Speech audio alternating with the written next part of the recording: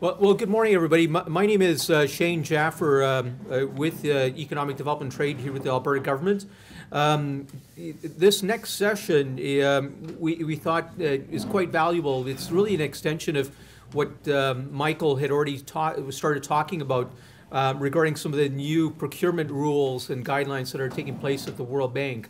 And we're lucky to have Michael here for the 2 days, not only to explain about some of the processes that are being undertaken, but how you as a consultant could engage the bank as well. So maybe before I call Michael up, I thought just quickly explain how we will try to do this. Michael will be a presenter, and we've got Brett from the IDB and Caitlin, formerly of the ADB, being resources, really to try to sometimes jump up and say, you know, this is the way we do it at the bank, this is how we're doing it at the IDB. Just another plug for Kathleen. We should have said that, you know, she's retired, but she's now residing in Alberta. And if I was a consulting company, not working, but informally, it's probably a good person to try to get some advice of how to approach the Asian Development Bank. You know, who are some of the key people that you might want to work with as well? It's very informal in the sense that you made the comment about how informal that relationship is. There at the Asian Development Bank, I've always found if you get to know one or two good people, it really opens the door for you. So we've got one good person that we could start off with here. Michael, can we have you come up and continue the discussion on the procurement at the World Bank? Okay, so I suspect that the slides are going to be have very small font on them. I was expecting a slightly larger screen, so it might pay if you follow along in the folder. So the focus of this presentation is largely on, the first probably 2/3 of it is on the reform program at the bank that I touched on a little bit earlier. Just get that a bit higher. And then towards the latter end of the presentation, I start to get into how you find some of the opportunities and make a bid on some of these opportunities.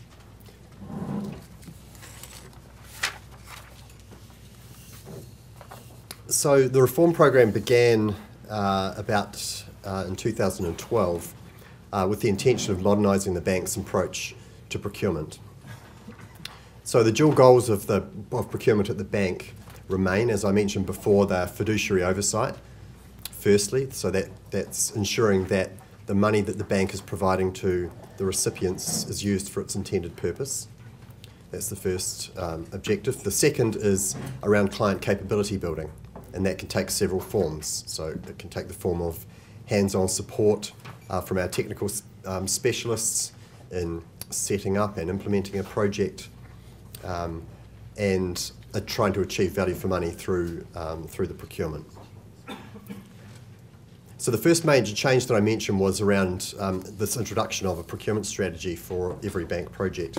So historically on bank projects, during the project preparation stage, a procurement plan is prepared, which is essentially a spreadsheet that lists out as much as possible at all of the individual packages that are likely to be put to market and their values. So there's not a lot of analysis that's been gone into the likely market that we would target, or the capability of that market to respond competitively, or to provide innovation or new technology. Typically that approach has been to look at a table in the procurement guidelines and select the appropriate standard bidding document. Sometimes we put out an expression of interest, but often the standard bidding documents are put to market without a lot of market research and certainly not a lot of market engagement. This isn't unusual in public sector procurement. There's the risk appetite across public sector globally is typically very low. The willingness to engage with the supply market early or at all in a procurement process is generally low. So this is not unusual. But one of the main focuses of the reform is to try and do that engagement much earlier and do it more comprehensively. So that's documented in the project procurement strategy, which is done for every project, and essentially the intention there is for the client who owns that document to justify the approach that they're taking. The second part of the reform is to introduce a suite of new procurement methods, and when I say new, these are used by a lot of governments and private sector globally already. I'm talking about things like negotiations, like competitive dialogue for some large infrastructure projects, use of best and final offer in some circumstances, use of requests for proposal for large works projects where you might include things like rated criteria for evaluation of the responses. So part of this reform has been to introduce a whole suite of new modern procurement approaches and to enable borrowers to take a more strategic approach to select the most appropriate procurement approach depending on the thing that they're buying and where they are and their capability and the capability of the market. So I think implementing this approach, whilst we've enabled it through the new procurement regulations, actually implementing it on the ground is going to take some time. The capability of our clients on the ground to implement some of these things is still relatively low, and so I expect that the uptake of some of these things will take some time, and in the meantime there will be quite a large amount of support required from the bank to get some of these things going. But we foresee that, and we're prepared to respond. Obviously, fiduciary oversight remains one of our core objectives, so increasing transparency is also part of the reform program. So we have implemented a standardised tracking of exchanges in procurement. We have our own STEP system, which is intended to identify how long it's taking to get through certain parts of the procurement process, to identify which approaches are being used, when complaints arise, what they relate to, at what point they're arising.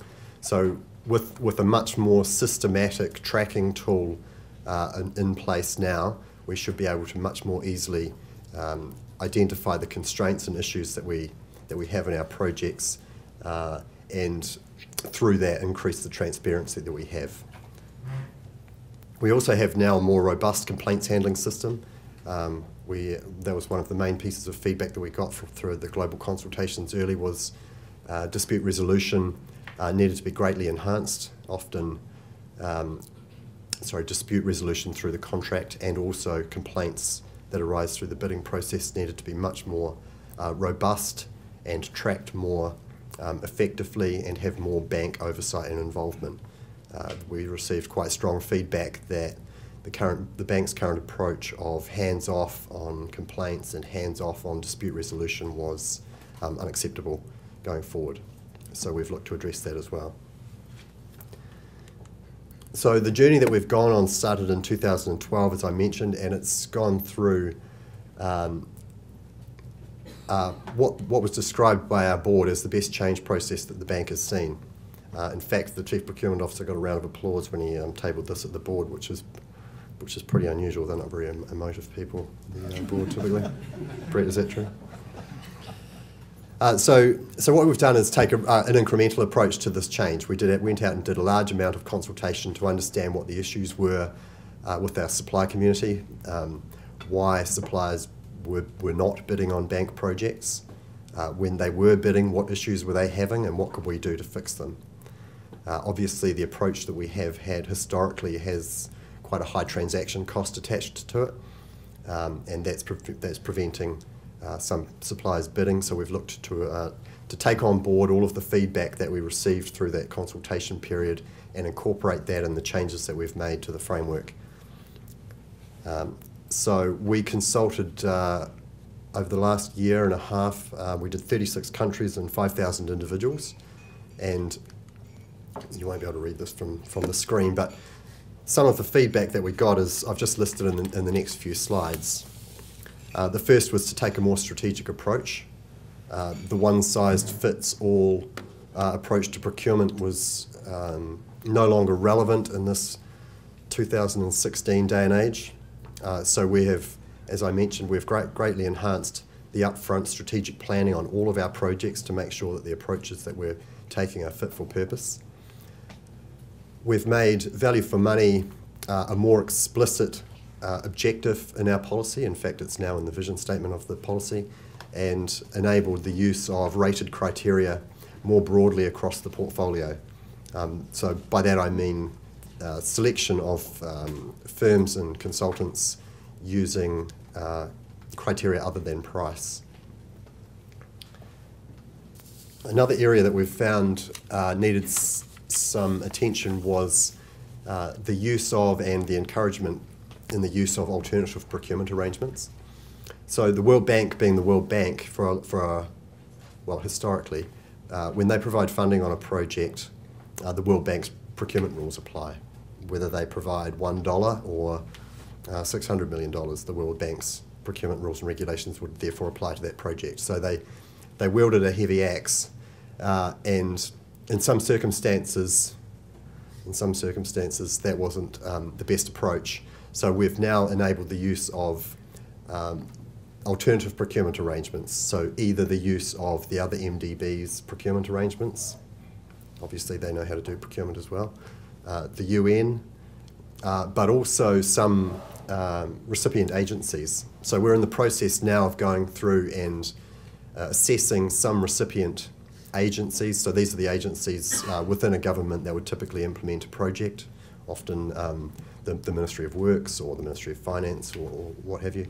So we're assessing some of those agencies' procurement systems for consistency with the World Bank's procurement policy and regulations. So in some circumstances, for example, we've just done Bhutan. We've been and assessed at one of the ministries in Bhutan, and they have been approved to use their own procurement rules and regulations when they do World Bank projects. The next one we're looking at is an agency called Power Grid in India, who also have very good procurement capability, and we'll be looking to assess them and identify any gaps that may need to be addressed so that they too can use their own procurement rules and regulations to implement bank projects. I mentioned a little bit earlier on in the morning that we're trying to take a more risk-based approach to the bank, to oversight of our contracts. So when the bank lends money, it also lends capability. In the procurement sense, that often we've provided that hands-on support by stealth or by proxy through reviewing / hand-holding clients and preparing their bidding documents to take to market. So that's been, I'd say, probably 90% of a procurement specialist role at the World Bank was doing prior review. Not all of that was oversight, a lot of it was hands-on support. So what we're now proposing is to vastly reduce that oversight on low-value, low-risk contracts where it doesn't make sense and doesn't add a lot of value, and to improve and increase the level of support that we're providing to borrower clients to execute their procurement processes. So less audit on the low-value, low-risk stuff and more hands-on support. And that's particularly targeted to fragile and conflict-affected states.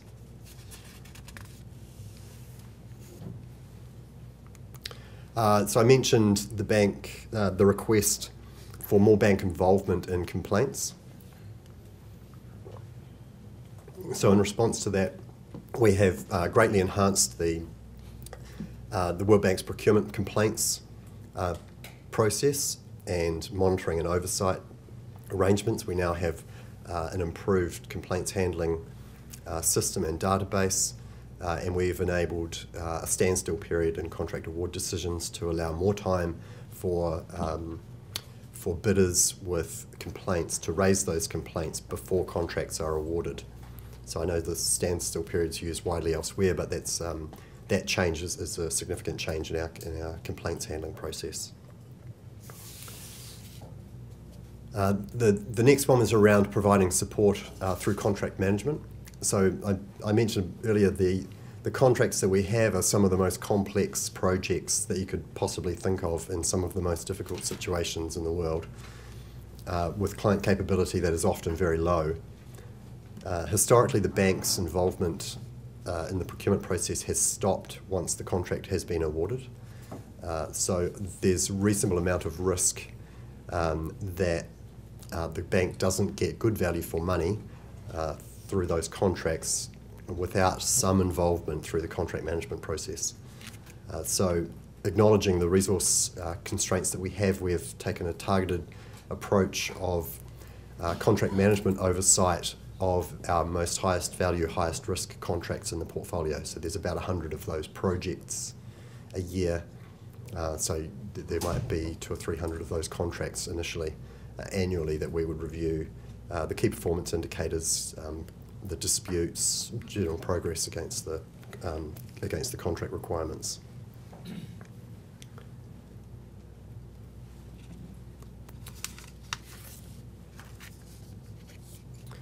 From a lot of countries, we had a request for more explicit promotion of sustainable procurement in our regulations. So we've now explicitly enabled the use of sustainable procurement criteria in contract award decisions where they are requested, where that is requested by the borrowers.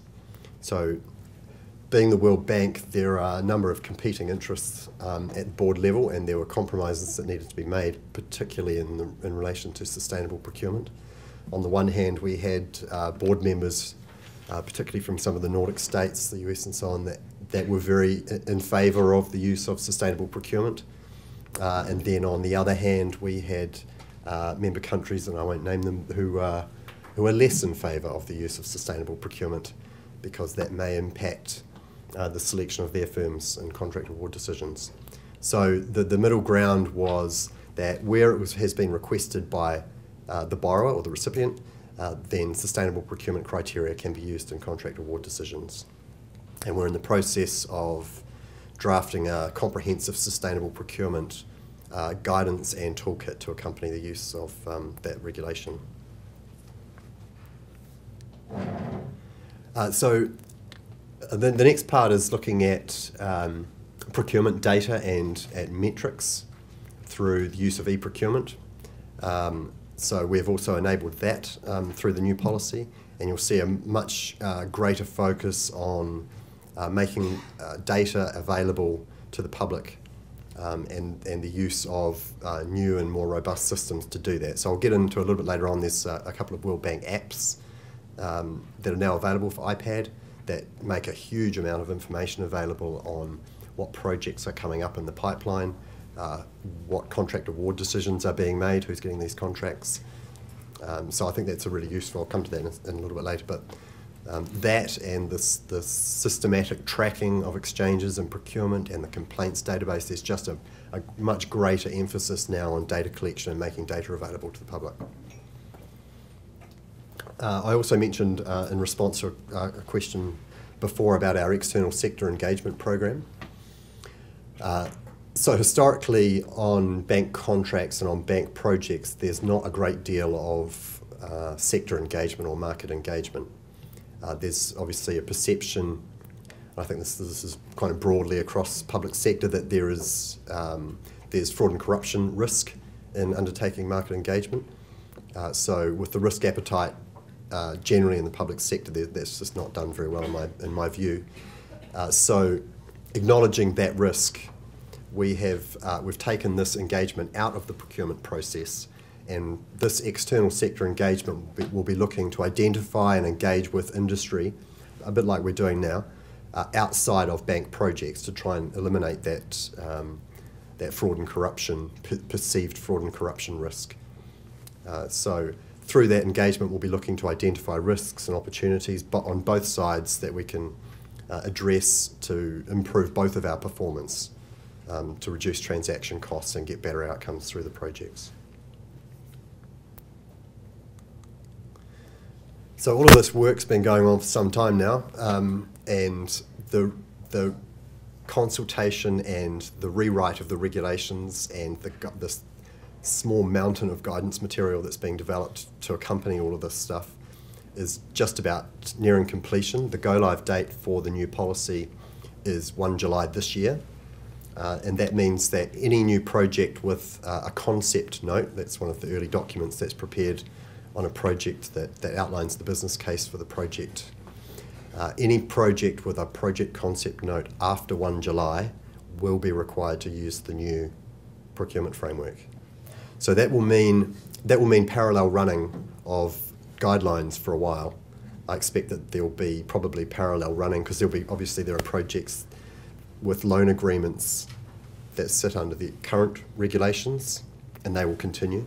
And then we'll have new projects that have loan agreements that apply the new procurement framework from 1 July. So there will be parallel running of arrangements for some time, probably, given the length of some of these projects, 5 to 7 years, I would think. We also have the possibility for some projects to become what we're calling early adopters. So those are projects that already have loan agreements in place, and they have the option to switch over to the new procurement framework and take advantage of some of the options available in it as well. I'll talk a little bit about that in a second.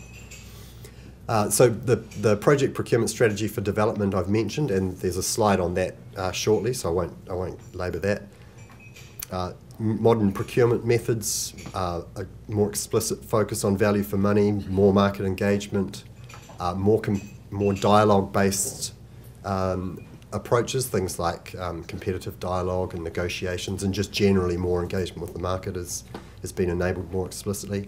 More support from the bank, enhanced complaints management and contract management.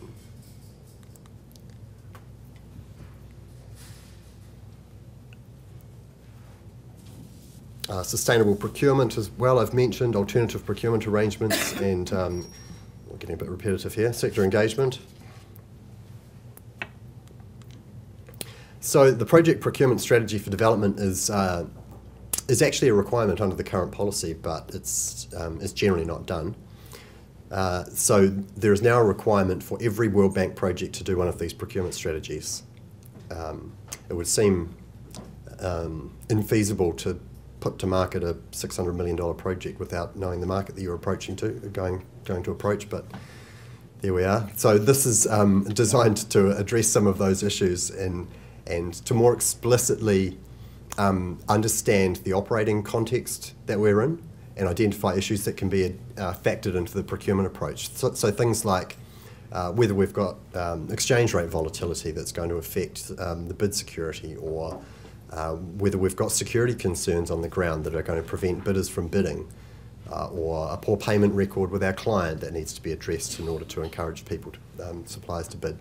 So we need to understand the operating context for the project first. The second was to look at the client capability to implement. So we do that now, obviously. And to more explicitly look at what support they might need and where they might need it through either setting up the procurement arrangements or managing complaints, perhaps, or doing debriefs for unsuccessful bidders, or managing the contract. So wherever the need is, we can target the resource to meet that need. Common issue that came up through the consultations and on the feedback, we now have set up a central team in Washington to monitor and track complaints that come up through projects. So the first port of call for complaints is usually the task team on the ground, and that will remain. Obviously, the people closest to the issue are generally more informed and better able to manage it. So that point of contact will remain, but all complaints now must be reported centrally to the bank so that they can be tracked and monitored, so that we avoid the situation of complaints that just sit there and don't get addressed and turn into problems. So a more robust tracking system should help address that. We've also got clear standards and measures around timeframes. We've got more standstill periods enabled through ahead of all contract award decisions and debriefs for any suppliers or bidders, unsuccessful bidders, within that standstill period to try and get those debriefs done early. So all of that is intended to try and provide more certainty and reduce the cost of bidding on these projects.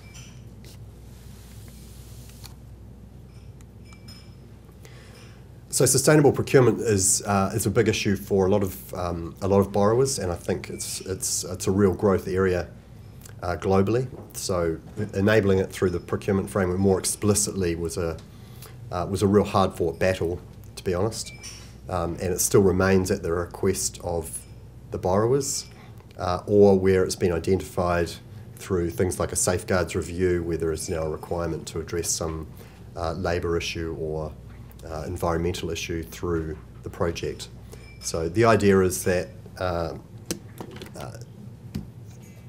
rated criteria that relate to sustainability are now able to be included in contract award decisions, which should enable a broader range of benefits to be delivered through these projects. So particularly in large works projects where the award decisions are based on price, now we can, and there are certainly health and safety issues and environmental issues on the ground that need to be addressed. We can now more explicitly address those through the award decision and the requirements in the contracts. So one of the risks with the use of sustainable procurement criteria is that it's used to limit competition, particularly in the area of using local suppliers. So we've said that the use of sustainable procurement criteria must be consistent with the World Bank's core principles. So that encourages competition and value for money and access to contracts.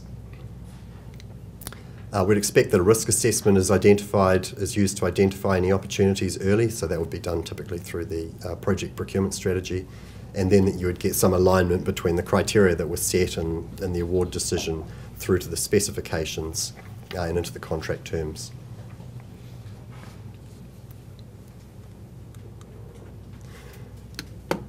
So the use of alternative procurement arrangements is another big change that we've implemented. So again, as with the Bhutan case that I mentioned earlier, the idea is to delegate oversight of the contracts and the use of a country's own procurement systems and regulations in implementing the procurement. So this is consistent with the MDB's commitments at the Global ACRA Accord a few years ago, where it was agreed that the use of and the promotion of country systems achieves better outcomes on the ground by improving the systems of the local countries, rather than providing heavy oversight and the use of the bank's systems. So the more that we can encourage and support clients and borrowers to use their own systems effectively, then the better outcomes we will get from in a development context long term.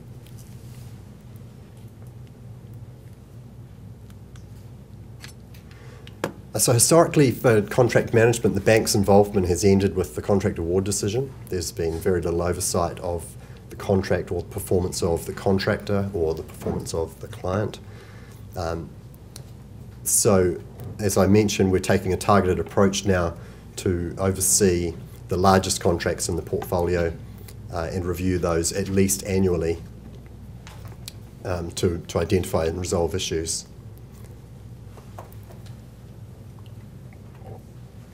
So through those reviews, we have what's called an operational procurement review committee that meets weekly, that looks at these large projects. The task teams submit a package to this committee for review that includes, typically to date, that includes oversight of the procurement arrangements and the contract award decisions, and that will now include a review of ongoing key performance indicators under the contract and any disputes that arise.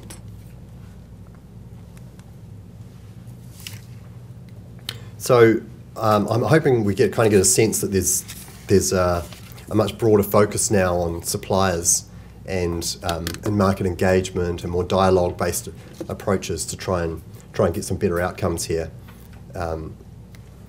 More support for clients from bank staff, particularly where it's high-risk situation or there's a big capability gap. More enhanced complaints handling, and a broader suite of options for approaching the market. So through better planning, better engagement, I expect that we'll see through the medium term. I don't expect this will happen overnight, but there should be a vast reduction in transaction costs attached to these bidding processes, and a greater willingness of suppliers to bid and participate, and therefore better outcomes on the projects. So this next part just runs through the implementation of the WPF, the World Bank Procurement Framework. As I mentioned, there's an option for some projects that are already underway, that already have project concept notes in place, and we've identified 16 of those projects. They now have the option to transfer over to the new procurement framework and take advantage of some of the flexibility that's in here, the use of standstill periods, the use of rated criteria in a bigger range of situations, and so on. So there are 5 areas that we've identified that are critical areas for implementation readiness, and the first of those is training and accreditation of our staff. So currently World Bank procurement staff are all accredited under, we have the red and the green book. I'm not sure if any of you seen the rules and regulations that cover World Bank procurement. Our procurement staff are accredited under those regulations. They will obviously need to be trained and accredited to provide oversight under the new regulations. So that's underway and almost finished. We've conducted global training events in 12 locations, and we've got another 10 still to come. There's a mountain of guidance documents that have been produced to support the new regulations. So particularly for key new concepts like the use of rated criteria in some situations, sustainable procurement, contract management. There is a guidance document for just about anything you can think of related to procurement that's coming out, and there's a huge amount of resource being invested in that. So that should help get this over the line a lot quicker and improve the implementation. Communications and outreach is obviously an enormous part of this. Getting across the stakeholder group that we have is an enormous task, and it's started with this consultation round, but now it's continuing through those early adopter countries. So we'll be picking off those early projects and engaging directly with those governments to make sure that they're all up to speed with what's going on and then what the new changes are, with the task teams on the ground, and then there's a training session that's run with each of the implementing agencies to make sure that they're all comfortable with the new approach and the new options that are available. Key systems is obviously the other key area for implementation. We've got an expectation from the board that we're able to demonstrate that we're getting some benefits out of this reform. They've invested a bit of time and effort into this change, so we've made sure that we've got key systems available that can capture that information and ensure that the promises we made can be delivered. And metrics and monitoring, as I mentioned. So the other big area that we've got is the standard bidding documents. So that's often the first place where the suppliers get to engage with the borrowers on the projects. We've got 25 separate standard bidding documents. So these apply for all international procurement, and we've phased the revision of these standard bidding documents into 2 phases. The first is a revision or a tidy up of the documents that we have to include some of the new concepts, standstill periods, and so on. And the second phase looks at a full review of these documents and a full restructure. So at the moment, these documents are, I'm not sure if anybody's dealt with these bidding documents, they are enormous. And you need an army of lawyers to get through them. So there will be a full review of these bidding documents and an effort to make them electronically available in a better format from July this year. But the first effort, given the time constraint, was just to include the new concepts and make sure that they were ready to go. So for each document, there's a short user guide that accompanies it. So as the borrowers can go through, it's easier for them to complete it and make sure that certain areas are covered off, particularly around the new concepts, such as standstill periods, negotiations, the use of competitive dialogue. And all of these new documents will be made available on the bank's website from July. So the second half of this presentation was going to look at how to find World Bank opportunities. So for all international procurement, there's a requirement that the opportunity is advertised at least on the UN portal. That will continue for all international procurement. So that's the minimum requirement. There's also the option of looking it up through the World Bank's procurement app, and typically there are opportunities also identified through local sources for the lower value contracts as well. So I guess it would be worth identifying which segments of which markets you were looking at and seek out the publications that were typical for those areas in each of those countries. So the new procurement app includes a huge amount of information going back to 2000, I believe, and that includes all of the contract award decisions on all of the contracts and all of the projects. So there is an enormous amount of information in there for anybody who wanted to see key trends, potential partnering opportunities, who was winning these contracts. There's an enormous amount of information in there. So that's a main feature of this new framework, is to try and make a lot of that information as available as possible. So to accompany that, that's only available on iPads too, by the way, so if you've got an Android, you're a bit stuck at the moment. The picture in your folder might be a bit more helpful than that one, but you get the idea. You get to see the suppliers listed out, which countries have projects coming up in the pipeline, any trends in the portfolio. It's actually quite interesting. It's worth having a poke around. What's that? I use rocks. It does rock. It has a locator on it. It shows you where the projects are around you. Yeah, it's very cool. Oh yeah, and you can really rip into that thing when you get going on it. So to accompany that, there's also a finances app. Now Which, you have to fix your website. yeah. First things first. So along with that procurement app, there's also a finance app which shows where the money's going, which is also pretty interesting. So I'd suggest if you're going to look at these apps, you look at those two in combination.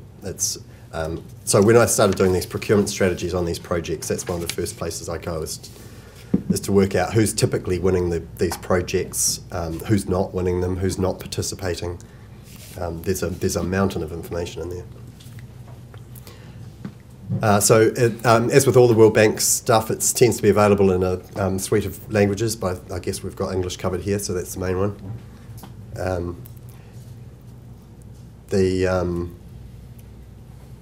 The disbursements and trust fund contributions. I think probably the interesting bit on this one is the pipeline projects that are coming up, where you can see not just the projects that are currently underway, but all of those that are about to be contracted.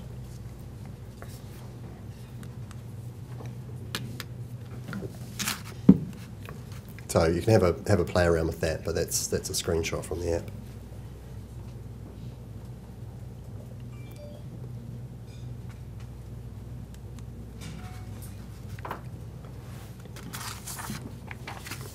So one of the issues that we've had historically is a lack of information, granular information on the portfolio and how the procurement process has unfolded.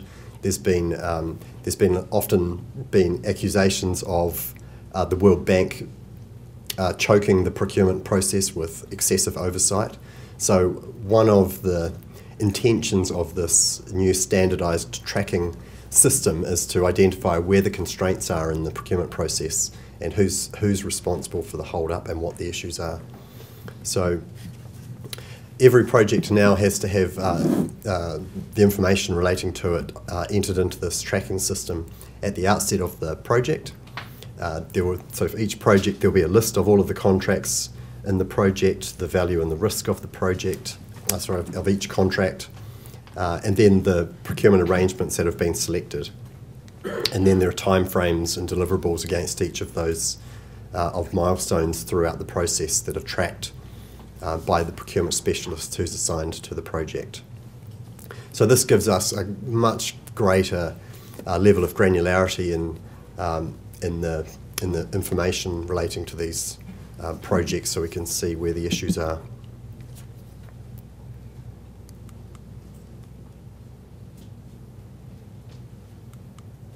So I think we're going to get onto a bit of this tomorrow, right, Hussein? A lot of this. So as I mentioned, and as you probably gather, the portfolio that we've got is enormous, and if you consider the MDB portfolio as a group, it's unfathomably large, right? So I think it's really important to be clear on what your target is, what your niche and specialisation is, and be targeted with your efforts. Otherwise, there's going to be quite high potential for time wasting. So the first point is to target your efforts to where they're going to add the most value. The second point is that the procurement is always run by the borrowers and not by us. So that creates a bit of a problem in some circumstances, particularly where we have a low capability on the ground. So we were talking to Nick earlier about issues around dispute resolution and contracts. So historically the bank is not a party, and none of the MDBs are parties to these contracts. The contracts are between the suppliers and the borrower governments. So because we are not party to these contracts, it's very difficult to get involved in dispute resolution related to the deliverables or issues in the contracts. So historically our involvement has stopped at contract award, and there's been an informal involvement to try and wayfind through some disputes. So that's the first point, and that has not changed. The contracts are still between the suppliers and the borrowers, not between the bank. The banks are not party to the contracts. So it's still the banks need to be very careful about getting involved in contract dispute resolution. There are four main procurement systems that we have. The first has historically been called ICB, or Internationally Competitive Bidding. We've broadened that now we've rebranded it. It's called International Procurement now. We also have national procurement. So as the name suggests, one is made available explicitly internationally, and the other is advertised nationally. Now, national procurement does not mean that international firms cannot bid and compete, but it just means that it's not advertised internationally, the first two. There are bidding documents that the bank has available for international competition, but for national competition, typically they can use, the client countries can typically use their own standard bidding documents. We have the procurement systems of the World Bank and the other MDBs, obviously, and with this new use of alternative procurement arrangements, we have now enabled the use of alternative arrangements, the use of each other's systems. So I mentioned the use of the UN systems in some circumstances, the other MDBs in some circumstances, and also the use of the borrower's own procurement systems in very few circumstances. So we're expecting that we'll only assess about 10 recipient agencies or implementing agencies annually to identify those that have got robust enough systems that they can do it all themselves.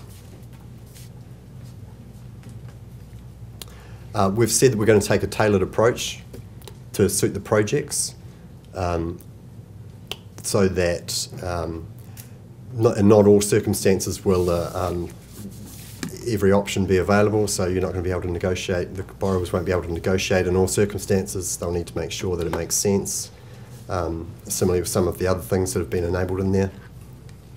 And we've continued with the zero tolerance for fraud and corruption, which will be the same across all of the MDBs.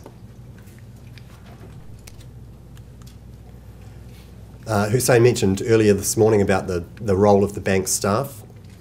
So it begins when we're setting up these projects and we start looking at the capability of their staff to do the procurement and see where the gaps are, where the support requirements might be. The second is helping them set up the procurement strategies and do the market analysis in some circumstances, because they with this new procurement strategy there will be a need initially particularly to undertake a lot of the market research and assist clients to do the market engagement with early on. The bank staff will continue to provide support through contract management, and they'll continue with their role doing oversight of the contracts. So there's two different oversight options that we have. One's called prior review, where the bank staff essentially act as a gateway and look at the procurement arrangements that have been set up and ensure that they've been done in compliance with the rules and regulations, and then let them through to the next stage. The second is a post-review option, where there's a sampling approach to pick up contracts that aren't prior reviewed, so that's about 80% of all of the contracts. We'll sample those to audit those and ensure that there's compliance across the sample of the remaining population. So we've on that post-review now, we've enabled more explicitly the use of some supreme audit institutions to do that post-review, and to outsource that a lot more.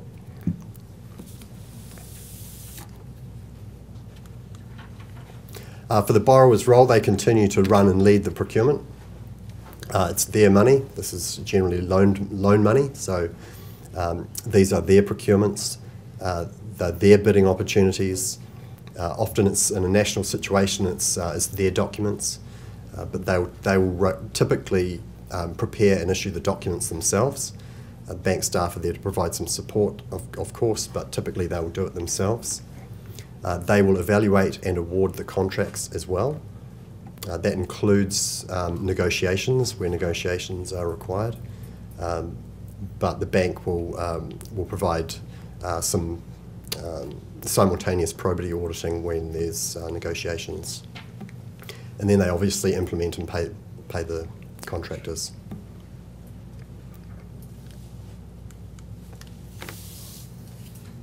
So I think, and I'm guessing we're going to get into this a little bit more detail later on this afternoon, but some good advice is to look about, is to look at the pipeline of projects that are coming up and identify those areas where there might be some opportunities. Is to look at the country and the key contacts in those countries. The MDBs all have a country director or a country manager assigned to a country who are obvious points of contact. We have the board, obviously, and some diplomatic options as well. And I look for identifying some local partners that would be good options for partnering up with. So I mentioned earlier that about 80% of the prior reviewed contracts that we have are awarded to local firms or locally registered firms. So it's really important to try and partner up as much as possible where you can with local firms. Or in some circumstances, obviously the big multinationals have a registered office in the local country. For a lot of their contracts, prior experience, particularly in that country, is a requirement. So it's and the bigger the contract, the higher that requirement will be. So it's often worth somehow getting some local experience, either through a partnering option, if you can, ideally. Looking at the local requirements around laws and regulations, and making yourself familiar with those. And as I said, taking advantage of some of the key contacts that either the banks through the country offices or through the executive director teams at the banks.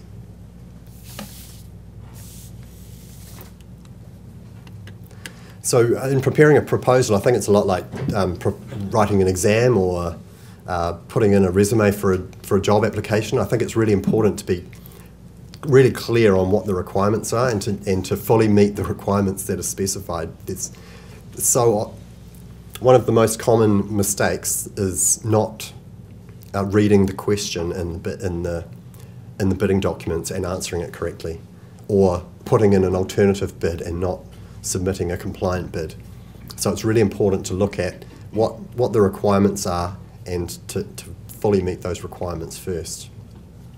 The second is to try and take advantage of any of the early market engagement that's done and suggest innovations that could be brought to bear on the specifications or the methodology, and try and influence the outcomes and the approach that's taken on the contracts that way. We've much more explicitly enabled that now through the new rules and regulations, and it's really important that we get a full court press on getting innovation into some of these contracts.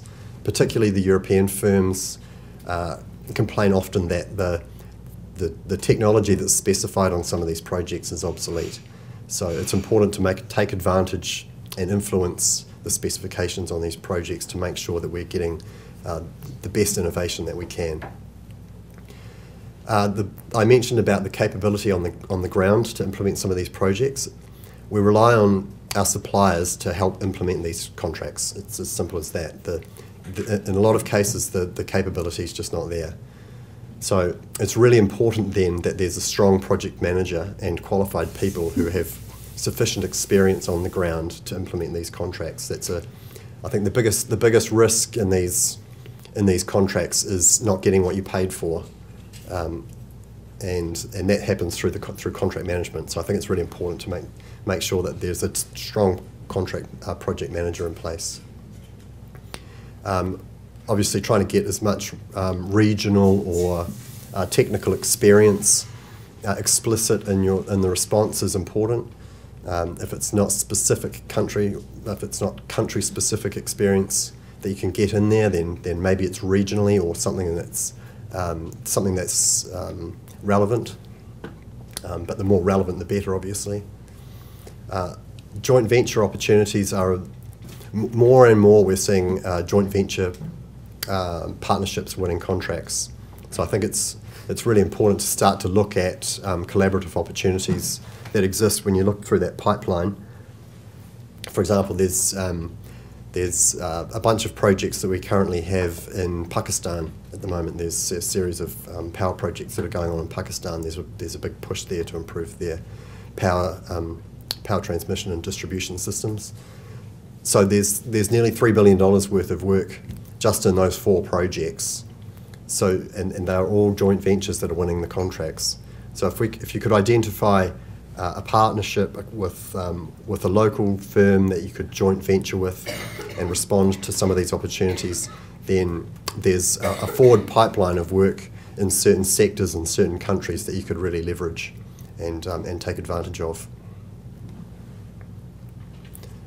And the last one is, I think we've already made this point, but don't deviate from the standard RFP forms and conditions.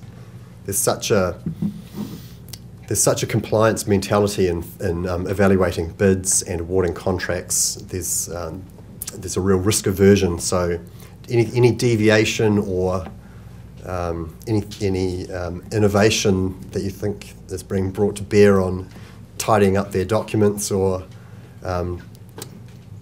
proposing an alternative bid usually leads to non-compliance very quickly. There's a really strict compliance approach to some of that stuff. So I'd, as much as possible, stick to the forms that are being submitted and to the requirements that are being asked for.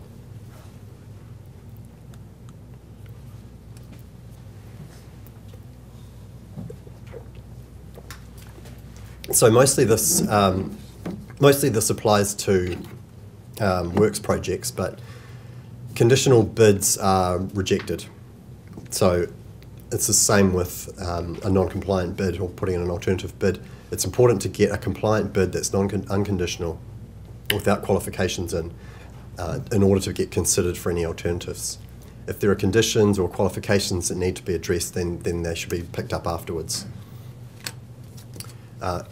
If there are any issues or questions that you have, it's really important to get official clarification and get it in writing. There's many stories about verbal clarifications that happened and then didn't happen in bids. So it's really important to make sure that if you have any questions that they're in writing and they're clarified through the official channels. There's often an option to submit proposals through a third party to get somebody else to prepare bids. I've seen that quite often. That's another option. And it's important, obviously, to make sure that you've covered all the requirements in the documents. So final checks before submitting, that you've got a dollar amount in there, that all the requirements have been met, that the bid is valid, that the bid security is in place where it's necessary, that everything is signed and the appropriate powers of attorney are in place, that a joint venture agreement is included if it is a joint venture, and that any discounts and covering letters are in place as appropriate. So the common issues with bids are, like we just mentioned, that they're incomplete, not signed, or the bid security is not in place, or it's in the wrong currency, or it's insufficient amount, or it's expired. Those are really common problems, and they crop up time and again. Conflicts of interest, declarations not done, joint venture partner bidding on the same contract as part of another joint venture is another common one. And often not I just can't say enough, not reading the requirements in the documents and misunderstanding them is a really common one.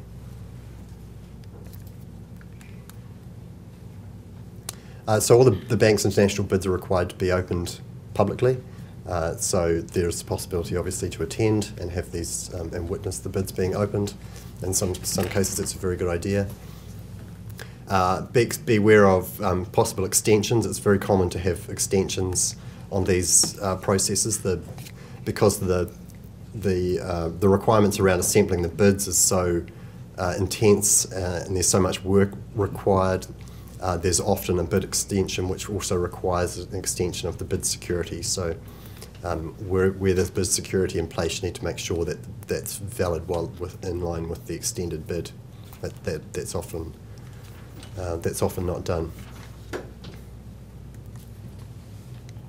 So just in conclusion, I think what we've got is a huge opportunity across a really diverse portfolio here for you guys to take a look and a targeted approach at the certain areas that you want to have a go at. There's lots of avenues available to get some support to put in bids, either through the MDBs themselves or through the country offices. It's strongly advised to try and look at international partners or local partners on the ground wherever you can, and to make contact with those and identify opportunities through those avenues. So I think we're going to get into this a little bit more detail a little bit later on, but hopefully that provides a little bit of insight. Thanks.